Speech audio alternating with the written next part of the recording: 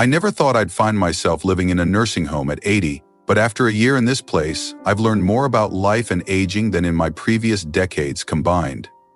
For me, moving into a nursing home felt like surrender, like some final chapter where the rest of my story would be written for me rather than by me. But I discovered that, despite the constraints, there's still plenty of living and growing left to do. Yes, it's different from the life I knew before, but hidden in the routines, group activities, and unexpected encounters, there are lessons that reshape how I see my final years. In this conversation, I want to share 6 life-changing insights I gained from spending 12 months in a nursing home. By the end, I hope you'll see there's more to this environment than the stigma or the stereotypes, and maybe even more to your own journey as you navigate aging. First, I learned the power of small daily structures for keeping a sense of independence. When I came here, it felt like I lost control over my day. Meals were at set times, staff checked in whether I asked them to or not, and I had to fit into someone else's schedule. Yet I discovered that in the little gaps between mandatory routines, I could carve out personal habits that grounded me. Every morning, I started brewing a small cup of tea in my room. It sounds simple, but that act let me decide something about my morning. What kind of tea, how much sugar, and it made a real difference in my morale. Eventually, I added a short stretch routine before breakfast and a few minutes of reading in the early afternoon. I realized that even in a place where schedules are predetermined, there's room to create personal rituals. Those rituals became islands of freedom in a sea of externally imposed structure. If someone else is cooking your meals and telling you when to bathe, you might feel powerless, but by sprinkling your day with self-determined activities like writing in a journal or going outside for fresh air, you regain a small sense of autonomy. It keeps you from falling into a numb routine.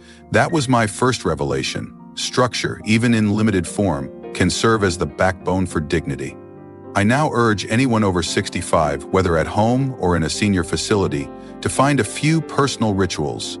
Those small acts can anchor your spirit and remind you that you're still in control of your day. The second lesson is about the depth of loneliness and how to tackle it. Many assume that a nursing home filled with residents and staff must be a lively environment. In truth, it can be lonelier than living by yourself. Sometimes you're surrounded by people whose conditions make them less communicative, or your neighbors might prefer isolation. Family members may reduce visits over time, believing you're fine with all the nursing home support. Yet what I discovered is that loneliness can be fought in tiny strategic moments. Greeting your roommate each morning, chatting with staff about something beyond the day's medication, or joining a communal activity you would have scoffed at before. Initially, I avoided group events. I was used to deciding my own social circles.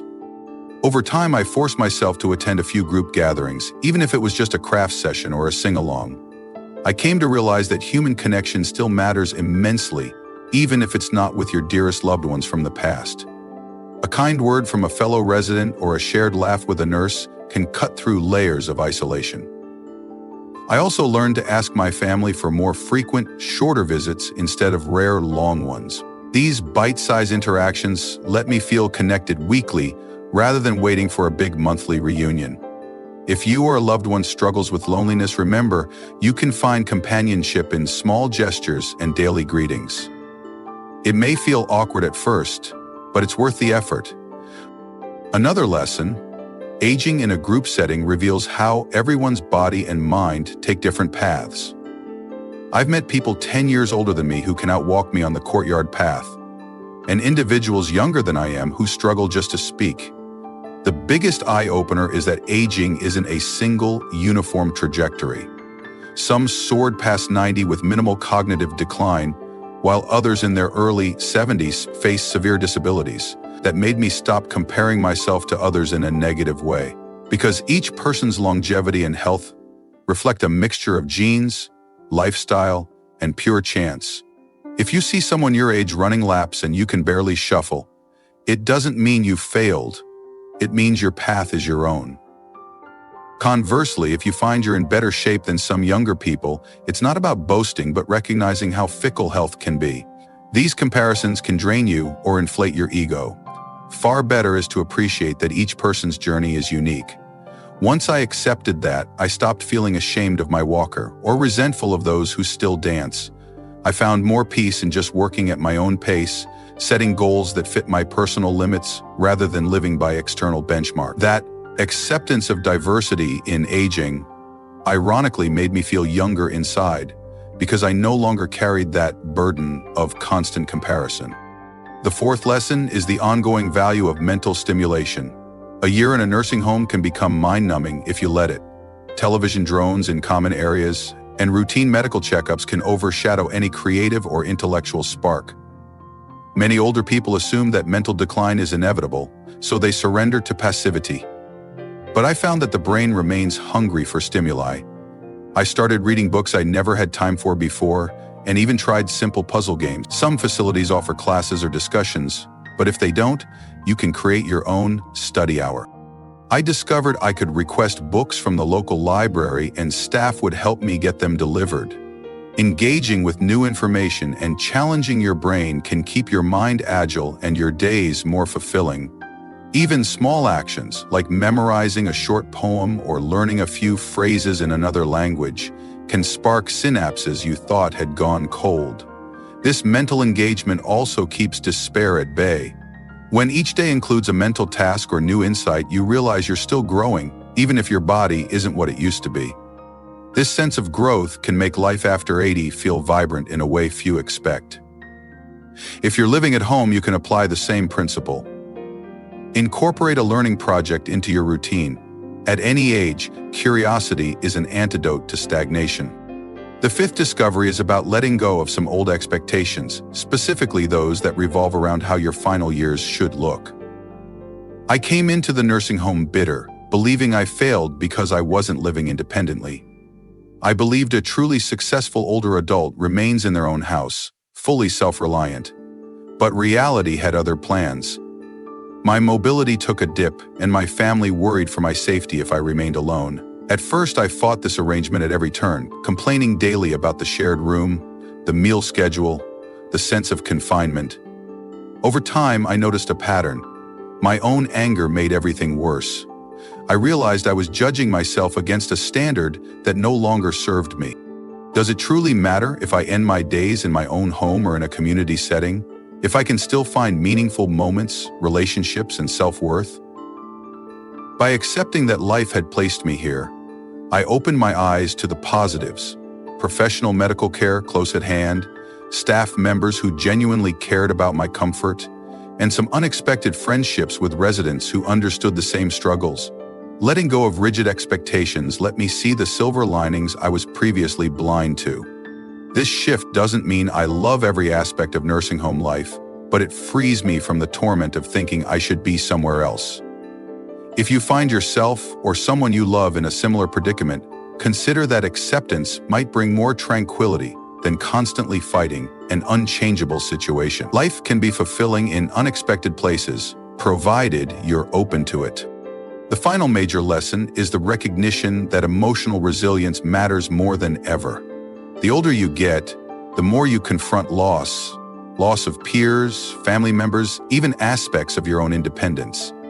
In a year at the nursing home, I've attended multiple memorials for residents who passed on, and each time I was reminded of the fragility of our remaining years. Without emotional resilience, these losses can bury you in grief and fear. But resilience isn't some heroic trait only a few have. It's a practiced mindset. I found that focusing on what I could still do, like writing letters to grandchildren, practicing gentle exercises, or simply laughing at an old TV show, built up my resilience reserves. Talking openly about grief with a social worker or a friend also helped me process the sadness, rather than bottling it up.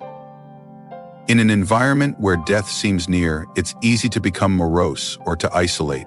But if you consciously cultivate gratitude for small joys, like a sunny day when you can sit outside or a phone call from an old friend, you keep your emotional armor strong. That sense of gratitude fosters courage. Even in moments when I felt physically weak or saw others decline, I held on to a core belief. There is still goodness here, still a chance for laughter, still a moment to share kindness. That outlook made each day bearable, sometimes even delightful. Together, these 6 lessons establishing a small personal routine for dignity, warding off loneliness through intentional connection, recognizing aging diversity without comparison, prioritizing mental stimulation, letting go of old expectations, and cultivating emotional resilience have reshaped my perspective on my remaining years. I won't romanticize life in a nursing home. There are frustrations, health scares, and a sense of communal living that can be tiring. But acknowledging these challenges also illuminates hidden avenues for growth and contentment. I urge anyone who's either considering a nursing home or already in one, or even living independently at an advanced age, to reflect on these insights. You might be surprised how much life remains vibrant if you structure your day with a touch of self-governance, if you refuse to let isolation consume you, if you keep your brain active, if you release unattainable standards, and if you bolster your emotional resilience. In a broader sense, I've come to see my 80th year not as a swan song, but as a phase of redefinition. When I say redefinition, I mean giving myself permission to be curious about who I am now, not just who I was at 40 or 60. This might include modest expansions of my comfort zone, tasting new foods at mealtime, participating in an art therapy session, or even writing short stories about my youth. And in that process, I feel more anchored, less afraid of tomorrow. When the staff sees me, they might just see an 80-year-old with a walker, but I know inside, I'm a person who's still growing, still gleaning lessons from everyday life. That feeling is far more potent than lamenting what I can't do anymore. If you are also nearing 80 or simply in your 70s, if you ever find yourself in a nursing home or consider it, or even if you continue to live at home, remember that your environment, no matter how limiting, can be a stage for personal evolution. The constraints may be real, but the potential for internal enrichment is boundless. Is it easy? Not always. Some days the overshadowing thought is pain or exhaustion. But the more I apply these insights, the more I realize aging can be a catalyst for a deeper presence, for forging connections built on empathy rather than busyness, and for self-acceptance that has eluded me for decades. And that, in a nutshell, might be the greatest lesson I could share. Your life doesn't have to shrink unless you allow it to. There's no finish line for discovering small joys, no age limit on forging new bonds, and no barrier to reclaiming your dignity by focusing on what's in your power. So if you're reading or listening to this and think it's too late or too difficult to see life differently, know that I once felt the same. Yet a single year in a nursing home, ironically, showed me possibilities for the next chapter. These aren't just theoretical concepts. They're practical steps any senior can implement, whether in a care facility or at home.